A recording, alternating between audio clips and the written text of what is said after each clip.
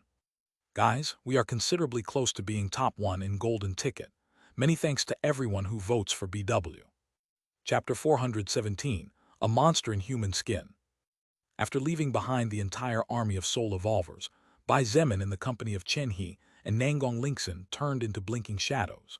Their bodies seemed to flash in the midst of the grove, their steps so swift that the grass under their feet barely crunched slightly when their fingertips touched that spot on the ground for a brief moment before moving to the next one. It only took them about 5 minutes to cross almost 10 kilometers of distance, and this was only because they were holding back. This was especially the case for Bai Zemin, who was not even trying, or else that distance would be closed in a brief instant.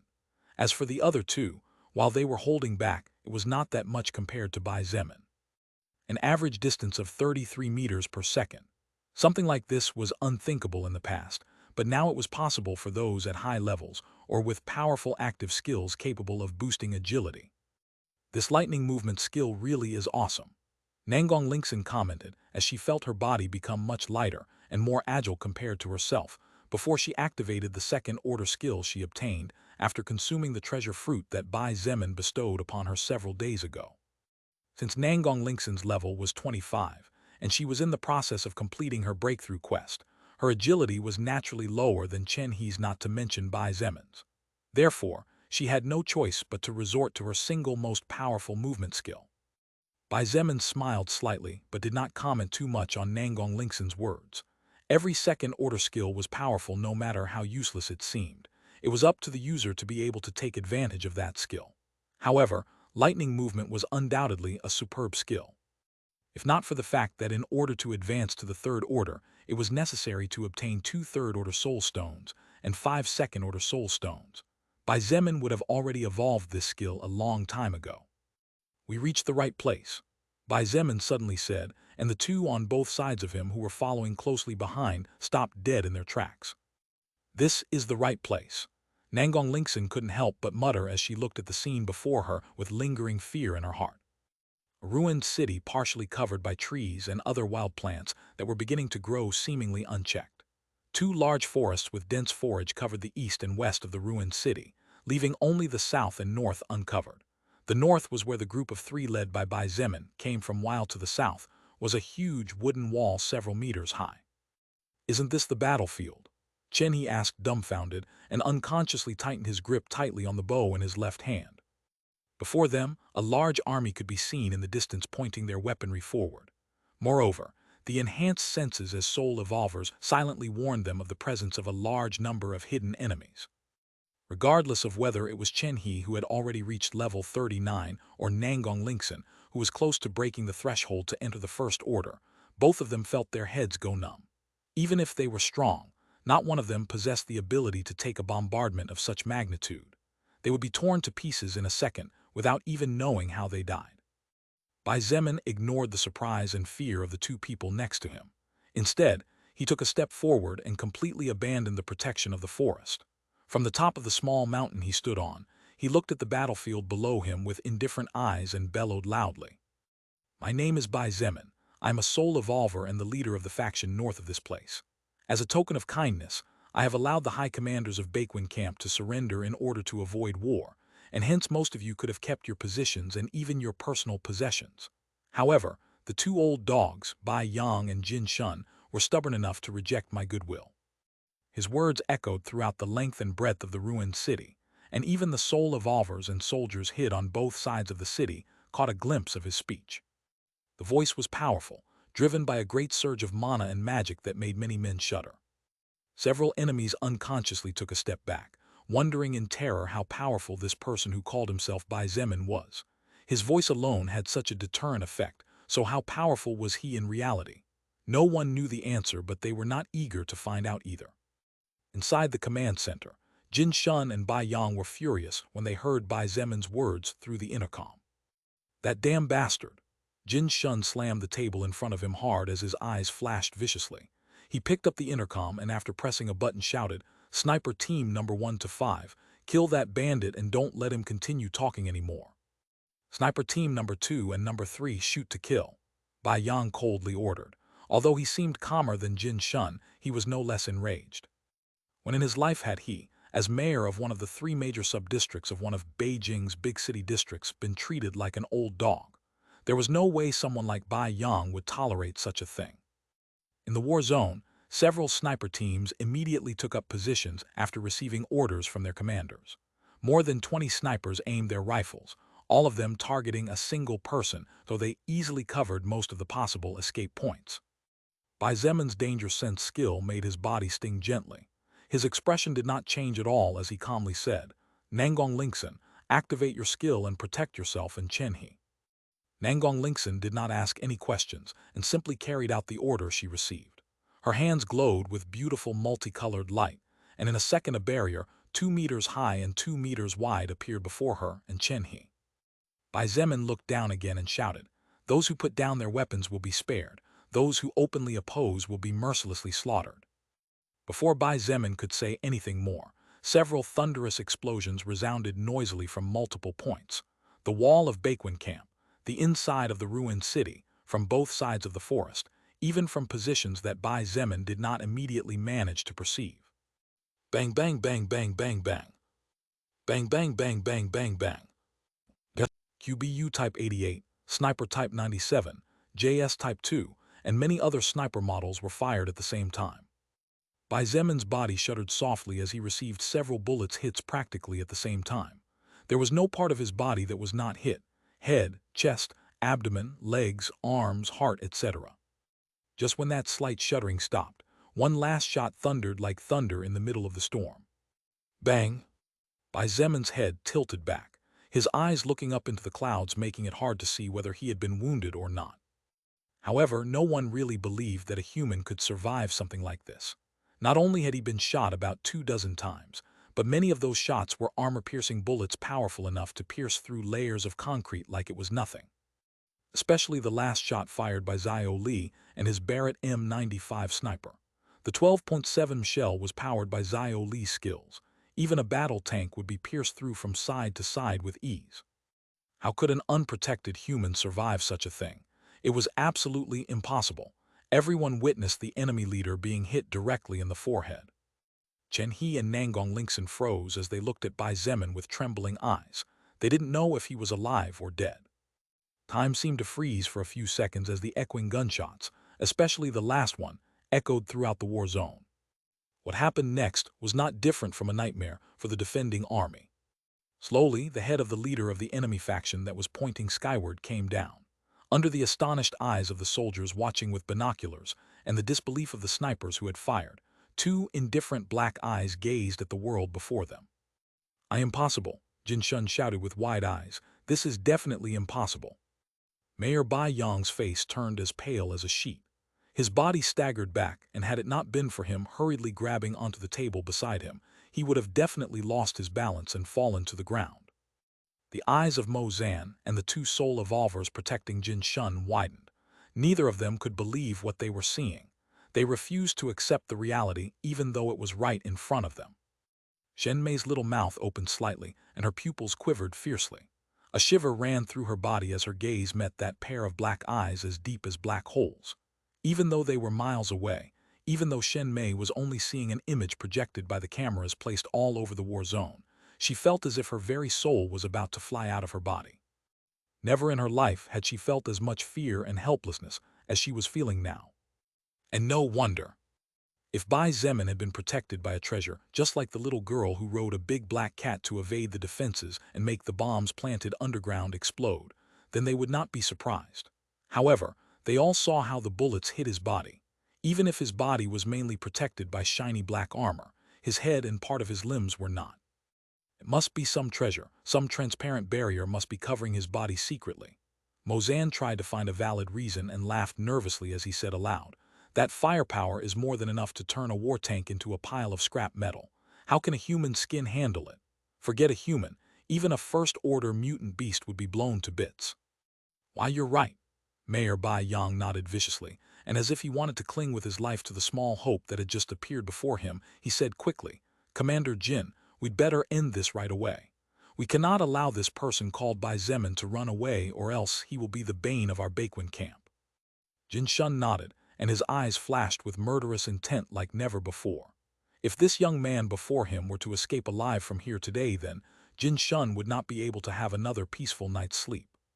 With such a thought in mind, Jin Shun picked up the intercom and pressed a button as he said in a deep voice, "Armored Team number 1 to number 10, move forward. Focus entirely on the enemy leader and ignore the other two.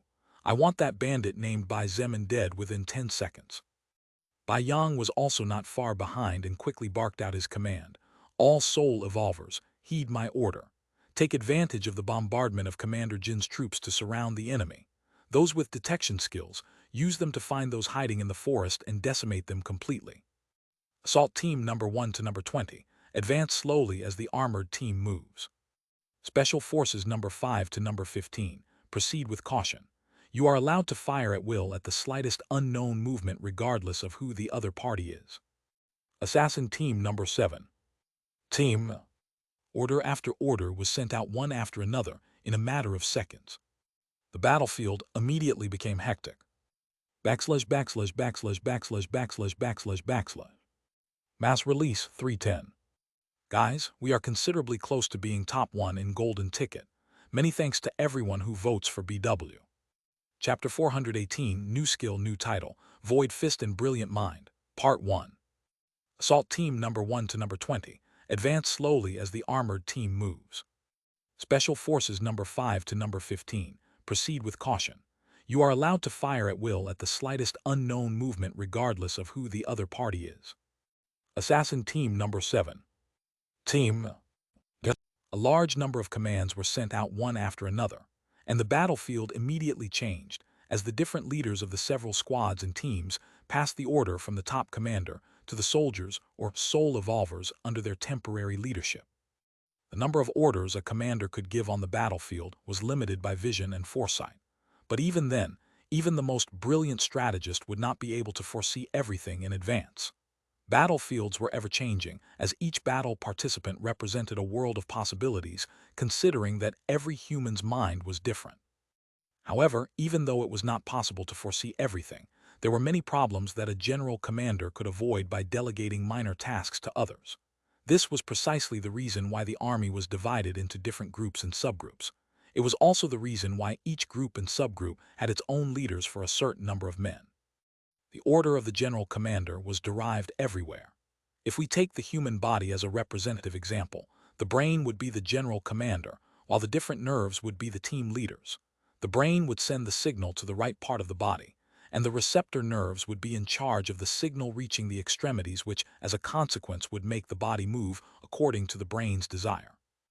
Once the order from the brain, in this case composed by Mayor Bai Yang and Commander Jin Shun, reached the different nerves that were represented by several hundred squad leaders and minor teams, the lower soldiers and soul evolvers that represented the body of the war machine called army began to move. At the top of the mountain, Bai Zemin's expression was as cold as ice.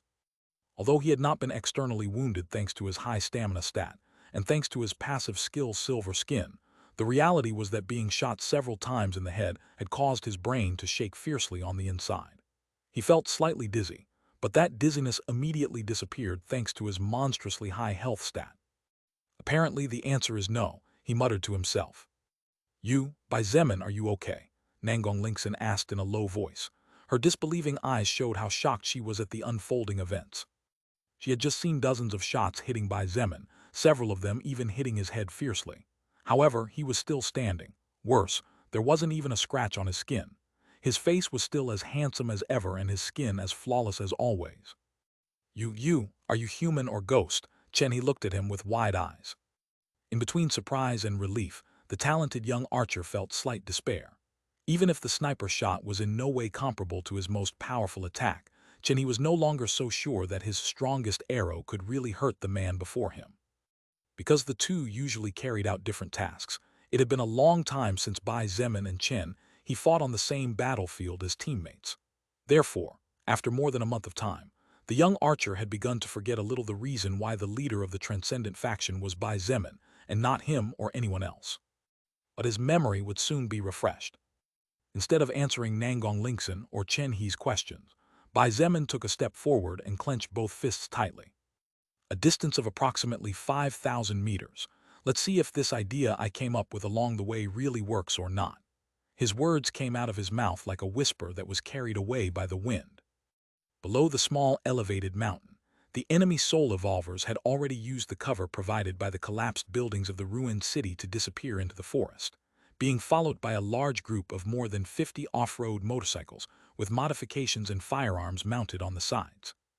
The hiding IFVs began to bare their fangs, and the terrifying war tanks strategically positioned redirected their cannons to the indicated coordinates.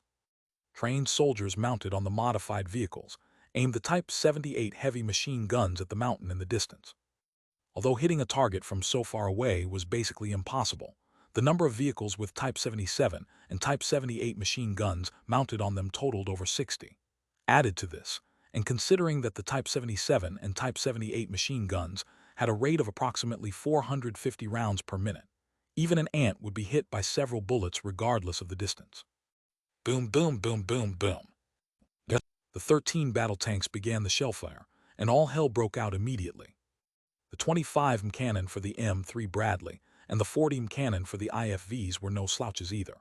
Nearly 30 of these beasts fired not only their cannons, but their 7.62 machine guns also began to rain intermittent bursts of fiery fire in the direction of the small mountain.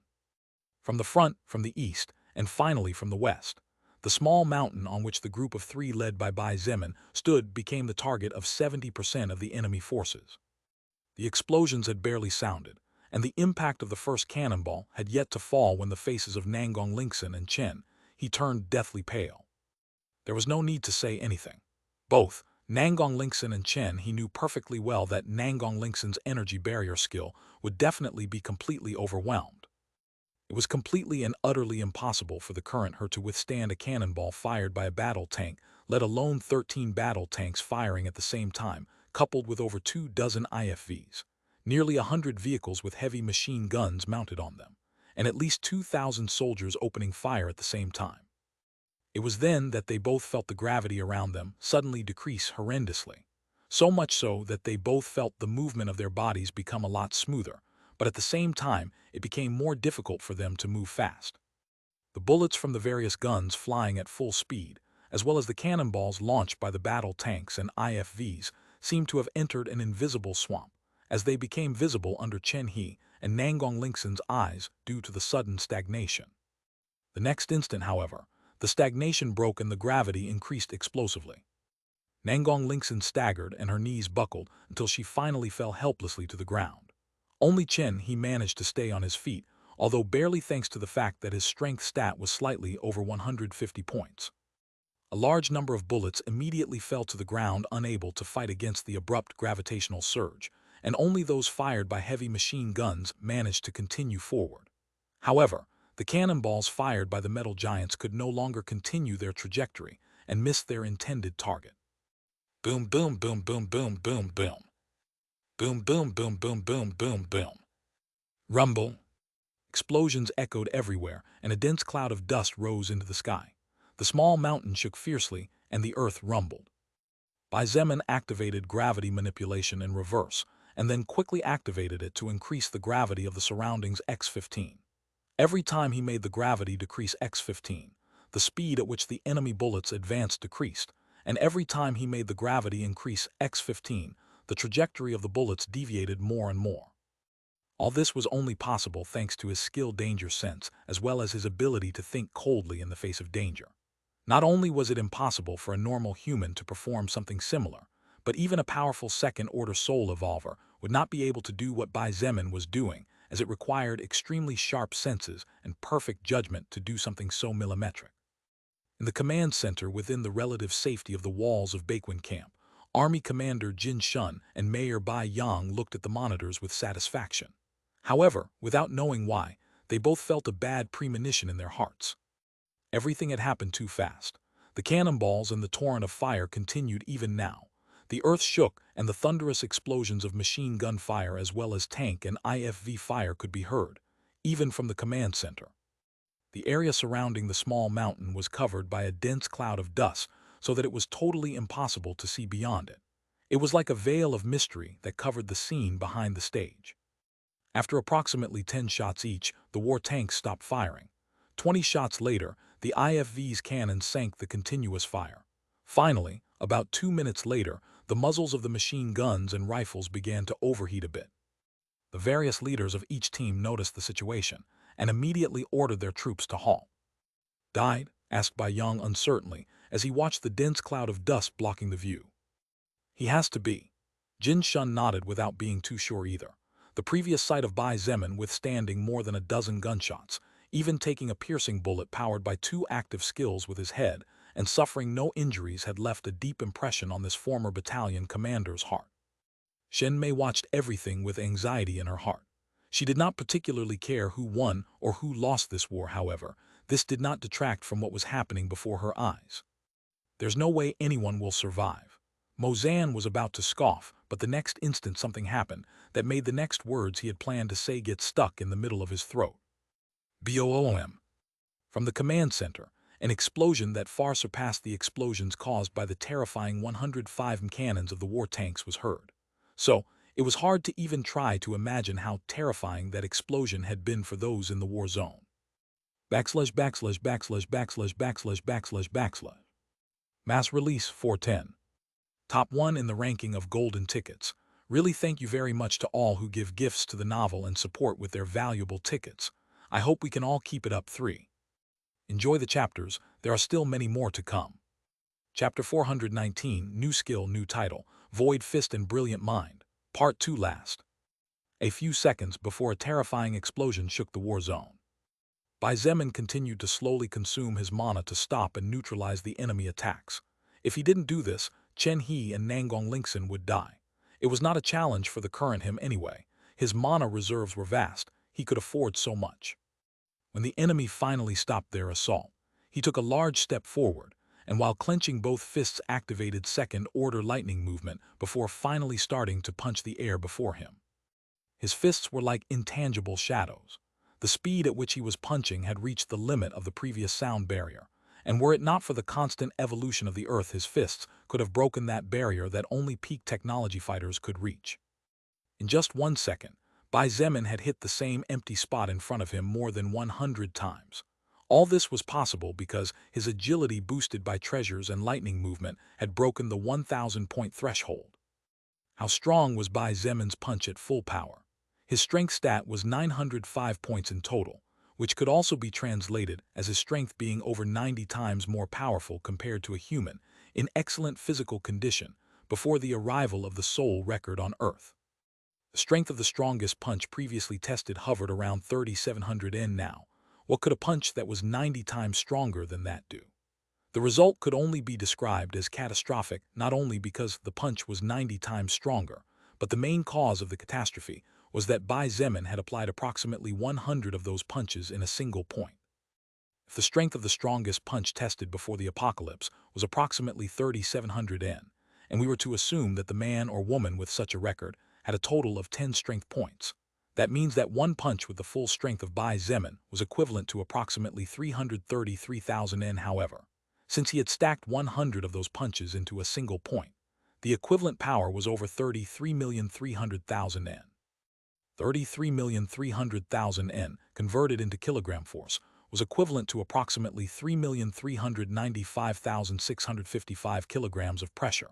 And if one took into consideration that the world's largest aircraft, an Airbus A380, weighed approximately 570 t, which was equivalent to 570,000 kilograms.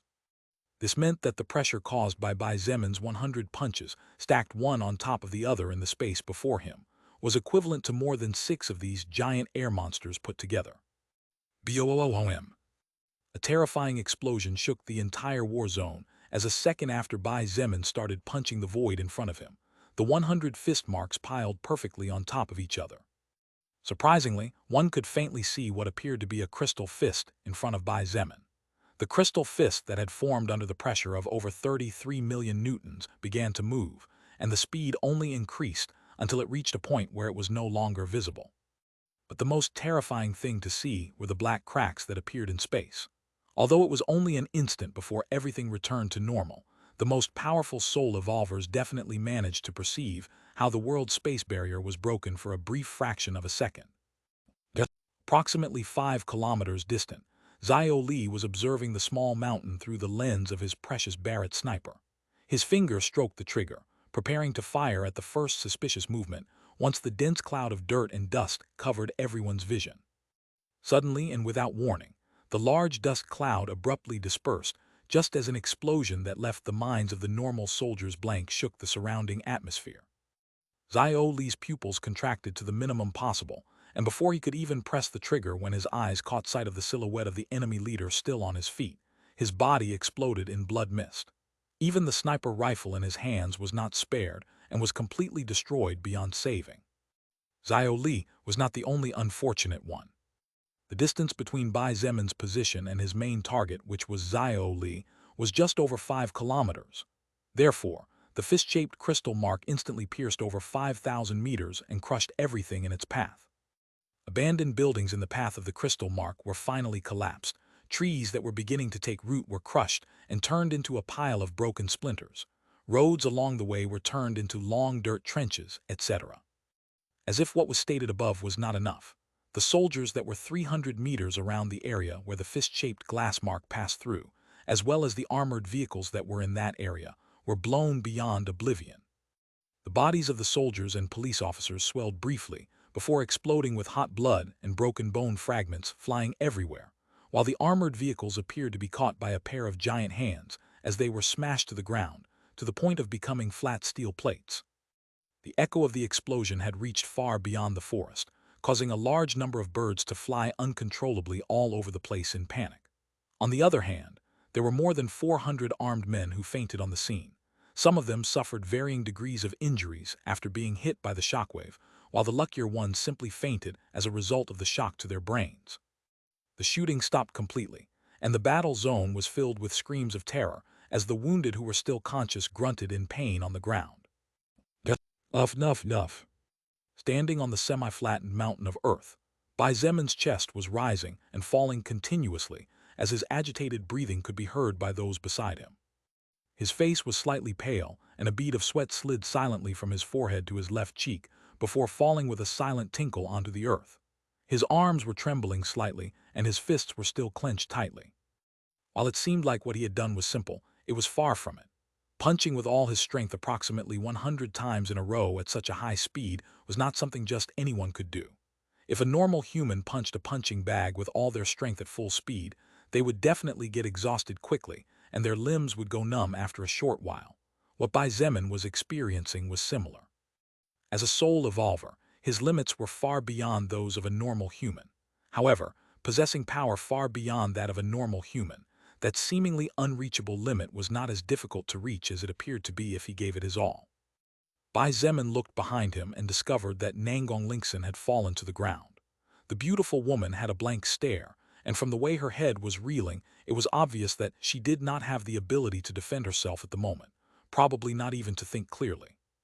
Even though Bai Zemin had protected the two people behind him from getting hurt, the power of his previous attack was simply too great to fully withstand. It was good enough that she had not fainted. As for Chen he was doing better compared to Nangong Lingxin. However, even he shook his head several times as if to shake off the dizziness. Seeing that the two people behind him were out of danger, Bai Zemin focused on the messages he received from the soul record. You have discovered and unlocked third-order level 1 active skill, Void Fist. Void Fist, third-order active skill, level 1. User's agility must exceed 1,000 points to activate. Stacks the power of each fist in a single point after repeatedly hitting the same area. After reaching a certain limit, the Void Fist will be released in the indicated direction without distinguishing between allies and enemies. The power of the fist marks is not lost while the skill is active. The current limit is 100 fist marks. The limit can be increased in conjunction with the growth of the agility stat and the evolution of the skill. Consumes 300 stamina points to activate and has no cooldown time. You have acquired the title Brilliant Mind. Brilliant Mind. It becomes easier for you to discover and unlock skills by natural means. Secondary effect. Weakens status effects that affect the user's natural behavior negatively by 10%. Bai Zemin was more surprised by the title received than by the skill itself. The effects of the title still needed to be studied and analyzed in more detail, so it was not possible for now as the current situation did not allow it. As for how the Void Fist skill worked, Bai Zemin basically didn't need to think about it since he knew what the approximate effect would be from the moment he did what he did. The idea of piling up several blows on the same spot at full speed came to him on the way here. While he was bored chatting with his subordinates one night, Bai Zemin unconsciously tapped his finger gently on the trunk of a tree. He tapped once, twice, 3 times, but nothing happened. However, after tapping a large number of times, Bai Zemin realized that even though he had been tapping gently and with no intention of causing harm, a small part of the wood bark surrounding the area where his finger had been tapping non-stop had broken off. It was then that a thought popped into his head. What would happen if I hit a fixed point with all my strength at full speed?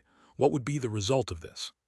When this idea popped up, Bai Zemin couldn't get it out of his head anymore. It was as if it had taken root there to stay forever, and therefore he needed to test his theory. Now the results were in front of his eyes, and although he was very exhausted, he was also incredibly satisfied and proud of himself. It had only been approximately 2 months since the soul record arrived on planet Earth, but during that short time, Bai Zemin had managed to unlock 2 powerful active third-order skills. Both of them possessed a great deal of destructive power, and at this point were basically 2 of his greatest trump cards.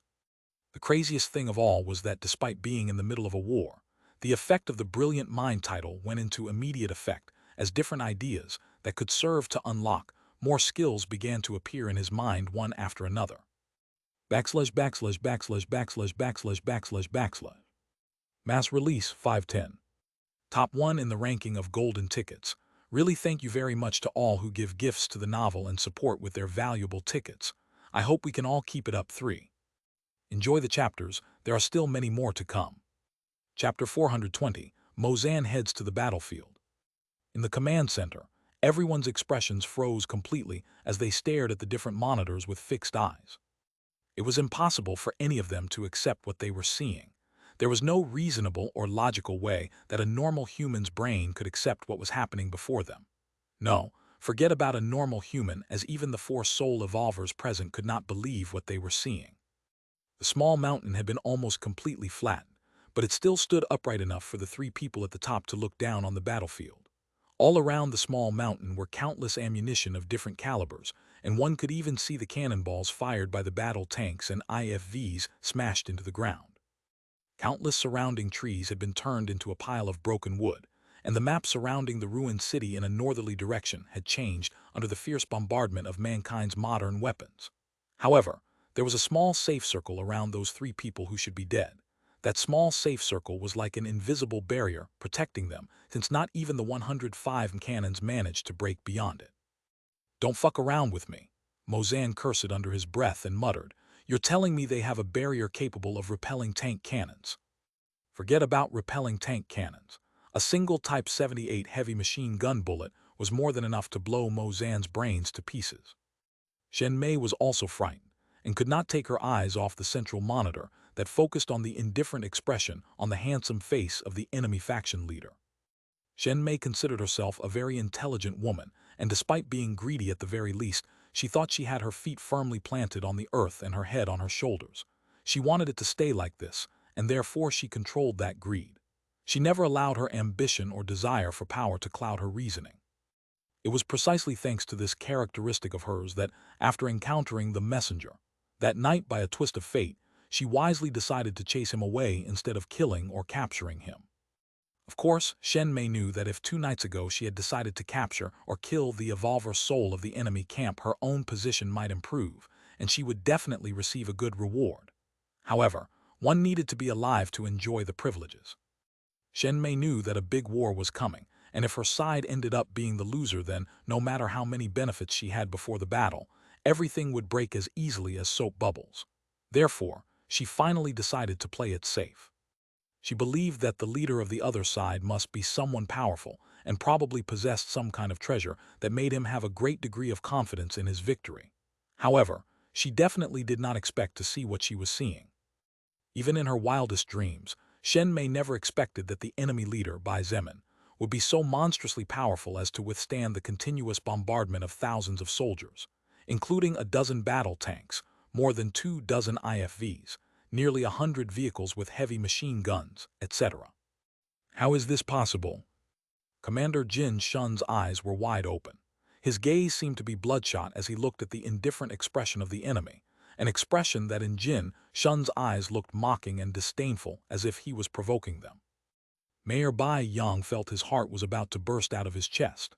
However, he surprisingly proved to be quite attentive, for, as if noticing something, he hurriedly said, "Why isn't he attacking? Surely he's exhausted." Mozan shouted and stepped forward excitedly. "I refuse to believe that after launching an attack of such magnitude and withstanding so many heavy attacks, this so-called Bai Zemin guy can continue fighting just like that. He definitely needs time to recharge his batteries." Then, without waiting for orders or much of anything, Mozan ran out of the control center like an anxious dog. Mozan, where the hell are you going?" Mayor Bai Yang hurriedly shouted. If Mozan, who was his most powerful soul evolver, left at this moment, then Bai Yang's own personal safety would fall greatly. There was no way that only Shen Mei alone could completely contain Jin Shun's 2 soul evolvers. "I will seize the opportunity to kill that dog Bai Zemin. You all should do your stuff." Mozan's voice reached the ears of everyone in the command center, getting fainter and fainter, which proved that he had already gone too far away to turn back. "Damn bastard!" Bai Yang slammed the table roughly and cursed through gritted teeth. Soul evolvers were the new powerhouses that had risen in power from among normal humans when the soul record intervened in everyone's lives. These soul evolvers had mostly eccentric attitudes and behaviors, as they were all proud and arrogant to some extent, making them incredibly difficult, if not impossible, to control. Mozan was a powerful soul evolver of level 45, and his power was unquestionable. All of his enemies had been crushed or turned into a pile of ashes before his magical attacks, so his pride and self-confidence were sky-high. Even Mayor Bai Yang could not control him completely. In fact, the only reason Mozan decided to listen and cooperate with Bai Yang was not because he was afraid of Bai Yang's power. After all, as a powerful soul revolver, Mozan could survive on his own anywhere else.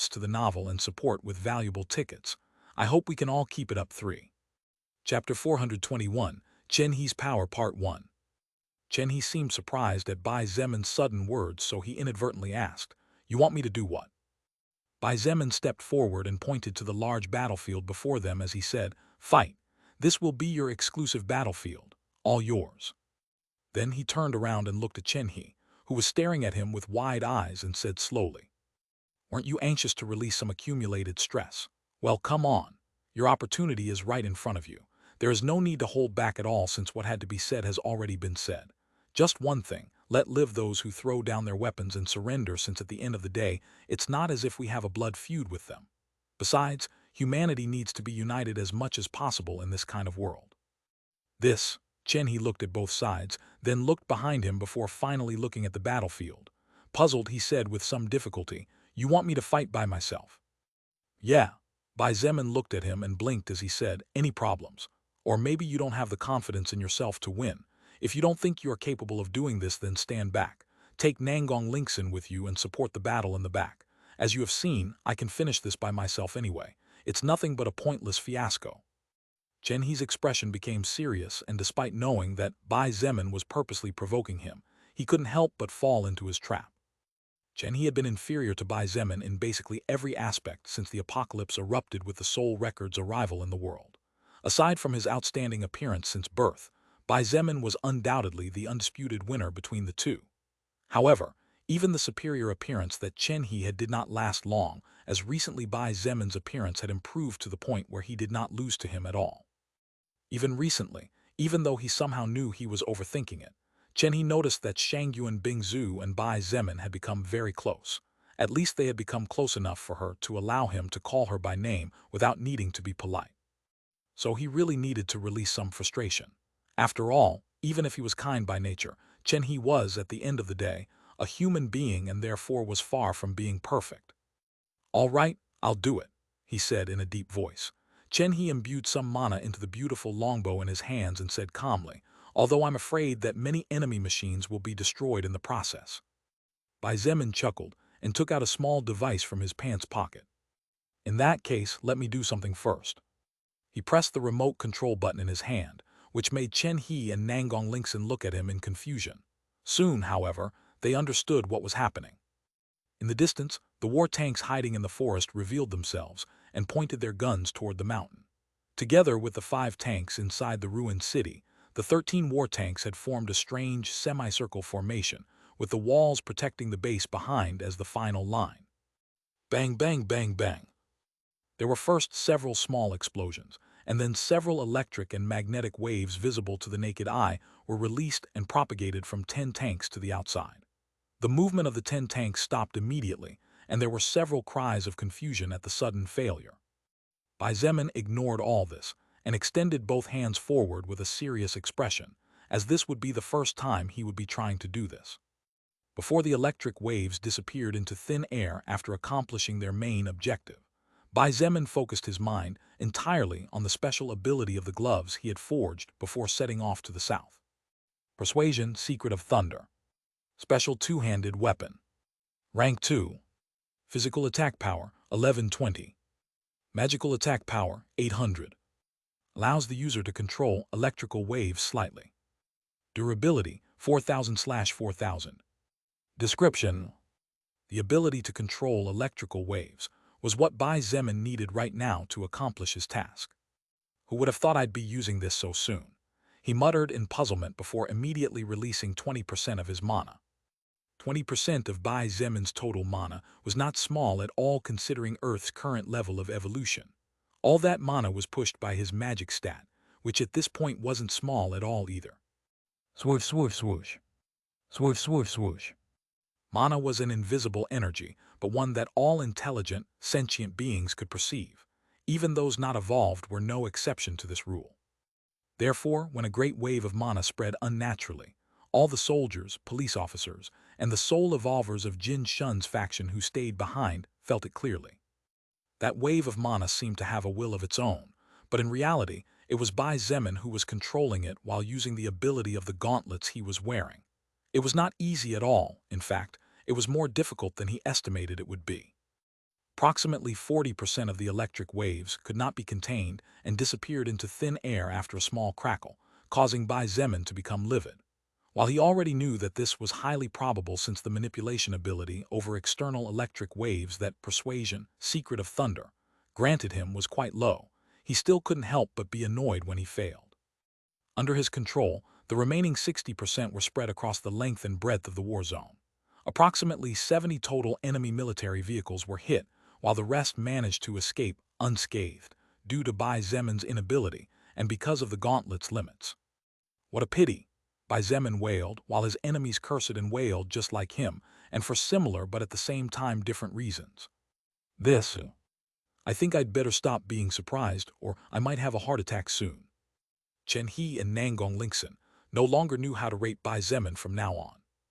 Among the 70 vehicles that stopped working after being hit by the electric waves charged with magnetic power were 12 IFVs. The rest were armored and modified vehicles with heavy machine guns mounted on them. Chen He go.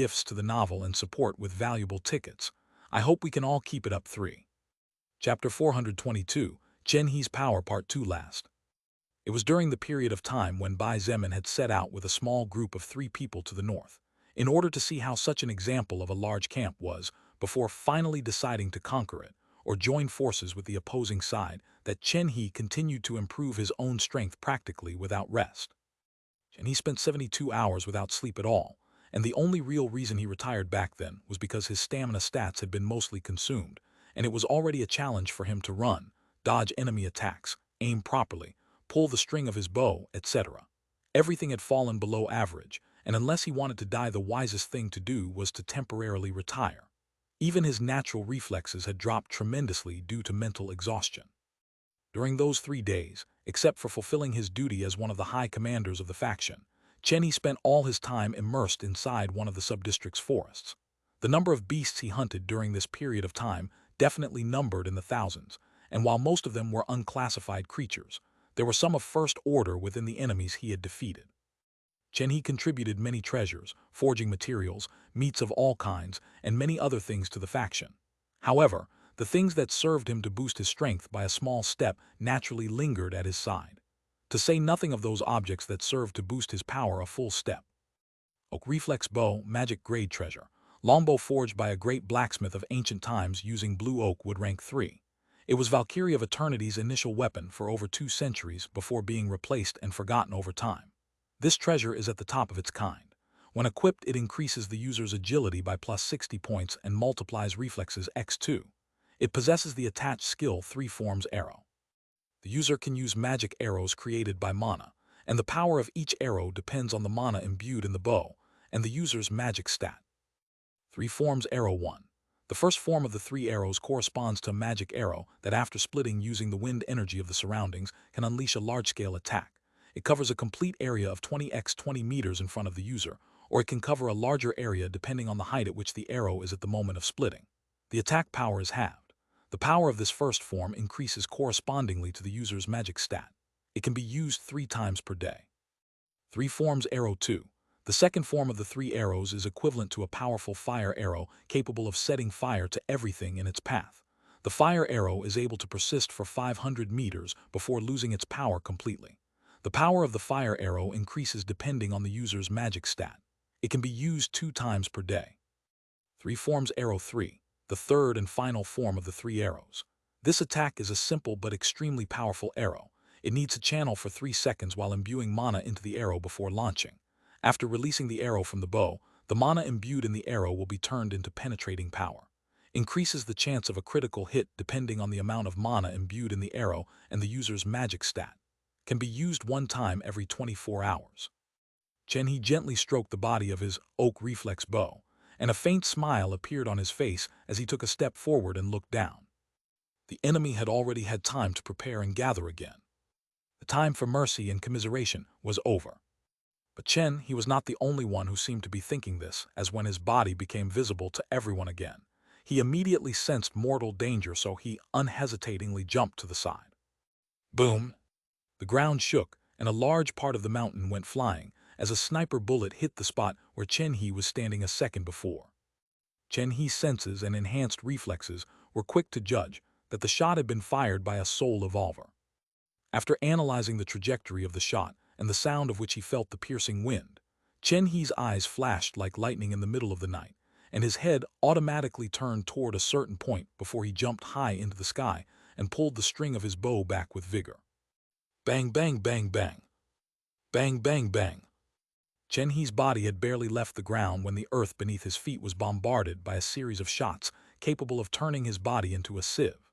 Even if he was able to withstand most shots, thanks to his rank, 1 armor, the ricochet force behind the shot, would definitely be enough to shake his internal organs. First form, Chen-He muttered, and the longbow in his hands shone. The body of the bow turned slightly greenish, and the blue arrow immediately turned completely green. Swoosh! Chen-He took advantage of his rising height and released the arrow skyward before his body began to fall. As he was falling, he moved strangely, as if he was a bird capable of flying through the skies. Swoosh, swoosh, swoosh, swoosh. Chen-He felt dozens of shots graze his body, some of them even hitting his armor in non-dangerous places thanks to his quick and agile reaction. When his feet returned to the ground, he immediately activated his soft feather path skill and charged towards the tank on the left of the ruined city, being immediately greeted by a large army of armed men. As Chen-He charged into the forest, the green arrow reached a height of over 2,000 meters before it exploded and formed a green magic circle with strange runes. Then, the magic circle lit up, and hundreds of arrows began to rain down from the sky. The armed soldiers who were in the eastern part of the ruined city felt hell descending from the skies, as many of them were directly hit by 1 arrow, before their bodies were destroyed by the wind energy from the inside out, turning them into a pile of meat paste. Bang, bang, bang, bang, bang, bang, bang. Arrows of wind energy descended from the sky seemingly without stopping. Abandoned and dilapidated buildings were hit again and again, until some of them finally couldn't take it anymore and collapsed. A soul evolver belonging to Commander Jin Shun's faction carried a strange-looking sniper rifle that clearly had not been built by Earth-human hands. This soul evolver possessed the active skill Ballistic Evolution, which allowed her to evolve any type of bullet by 1 level. It was precisely this evolver who showed it earlier, and although her ability was not as high as that of the dead Zio Li, she was definitely someone difficult to deal with. Immediately after the soul evolver missed her previous shot, she began to move to another position. However, her agility was not very high as all her stats went to mana and magic to make the effect of her skill more prominent. Therefore, the speed at which she moved was nothing out of this world. Swoosh, swoosh, swoosh. The wind swooshed, and the soul evolver barely had time to raise her head when in her eyes were reflected dozens of green arrows falling in her direction. She couldn't even mutter a single letter before her body was filled with bloody holes. A group of soldiers piloting one of the 3 operational war tanks desperately tried to aim the machine's 105 cannon, while unleashing a hail of bullets trying unsuccessfully to hit the enemy archer, who moved through the forest trees as if he were a ghost. Just then, an incredibly thick tree appeared in the firing range of the soldiers inside the battle tank, and the enemy disappeared behind it. The soldiers who were in charge of the cannon and machine guns aimed at the other end of the tree, expecting to find the enemy there. However, even after a few seconds, the expected enemy never showed himself. "Where the hell is he?" The infantryman in charge of controlling the 105 cannon shouted anxiously. "Don't let your guard down. He might come out the same side he disappeared." The one in charge of firing one of the main machine guns at the front pointed agitatedly. The tree 100 meters away from them was so thick that even the battle tank they were piloting looked like a toy in comparison. Fighting against high-level agility-type soul evolvers was hell for the heavy infantrymen because, while one shot was all they needed to take home the victory, the problem was precisely that the shot had to hit at least close to the enemy to have any effect. Therefore, it could be said that the probability of victory of these men was 50%, and that of the enemy soul evolver was also 50%. A battle to the death. Even for soldiers who were used to this kind of battle, it was impossible not to feel pressure. After all, no one really wanted to die. It was just that there was often no other choice, and unfortunately, this was one of those cases. Just at that moment, the lead pilot and commander in charge of the battle tank spotted something on the machine's monitor. "Aim the guns at the center of the tree and open fire." The group leader, whose military rank was sergeant, immediately bellowed. The soldiers did not ask questions or hesitate, even though they did not know why they would have to shoot at the tree. After all, a tree that big would definitely not fall even after taking 5 rounds from the 105 cannon. As soldiers, their only function was to follow orders. This was a principle that had been deeply instilled in their minds since they entered the army, and only under certain circumstances were these men willing to go against this principle. The machine roared and the machine gun barrels moved. The most terrifying thing was naturally the long muzzle of the cannon. A single shot from this beast could break through all defenses and turn even the most powerful evolved human into a pile of meat paste. Even Bai Zemin had no way of surviving a 105 cannon. While his outer body could basically come out unscathed, the inside of his body did not currently possess the ability to survive something like that. Unfortunately, the war tank could not match the movements of an agility-type soul evolver, and the soldiers piloting it did not have reflexes and reaction speed even minimally comparable to Chen He's. Activating his first order level 5 skill, No Barriers, Chen He's body magically passed through the tree trunk as if he was walking naturally, and as if there was no obstacle in front of him. Just as the cannons pointed in his direction, he scoffed coldly, and the fiery red arrow on his bowstring waiting to be released was finally released from its bindings. Bang! The hot air exploded, and under the terrified gazes of the soldiers, the fiery red color of the arrow was reflected in their pupils before finally, all became silent for them. Boom! The fiery arrow broke through the tank's armored defenses quite easily, and after a moment of silence, the metal machine was engulfed in a cloud of rising fire before it finally exploded noisily. Pieces of metal flew everywhere, set on fire. They looked extremely beautiful as they left a trail of hot smoke when one of them soared through the sky before finally falling to the forest grass and slowly extinguishing, leaving behind nothing but a pile of broken scrap metal. Chen He did not give the destroyed war tank a second glance, and as he disappeared into the darkness of the forest, he once again became the hunter. /////////////// Mass release 810. Really thank you very much to all who give gifts to the novel and support with valuable tickets. I hope we can all keep it up. 3. Chapter 423, Soul Power Purity. Chen He's power proved to be considerably terrifying, slightly surprising Bai Zemin. This guy grew quite a bit while I wasn't paying attention to him. Bai Zemin nodded in satisfaction as he watched Chen He destroy enemies without apparent mercy. In the past, Chen He was quite a submissive person. His kindness was so high that it bordered on stupidity. To be completely honest, Bai Zemin even came to think that Chen He's future would not be good as his own attitude and behavior in this new world limited him tremendously. However, Chen He's transformation was extremely satisfying. While there were still things that Bai Zemin and he disagreed on regarding certain matters, it was nothing too severe since as human beings differences would always exist. I guess human beings really are creatures of habit and adaptation. Bai Zemin chuckled as he watched the enemies falling like flies. It didn't matter if they were foot infantry troops, armored infantry, or soul evolvers. They were all shot down sooner or later, and none managed to stop the arrows of Chen He's bow. The large forests surrounding the area and the ruined city had become Chen He's personal hunting ground, while the enemy who was supposed to put up some fight was slowly being slaughtered. Let's see how the other battlefield is. Bai Zemin looked behind him, and his body swayed gently, disappearing from his position in an instant as if he had never been there in the first place. ////. Approximately 10 kilometers away from the ruined city, deep within one of the forests, a battle that was no less terrifying despite the fact that no battle tanks or IFVs were involved was being fought.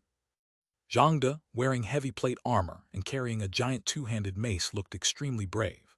His formerly silver armor was almost entirely dyed red, and the metal helmet with two horns on either side that covered his face, barely exposing both eyes, made him look more like a wild bull than a human. In front of him were two soul evolvers, and just judging by the aura exuded from their bodies, it was clear that both were first-order beings. However, their current conditions were not very good. One of the soul evolvers carried two maces and wore heavy plate armor.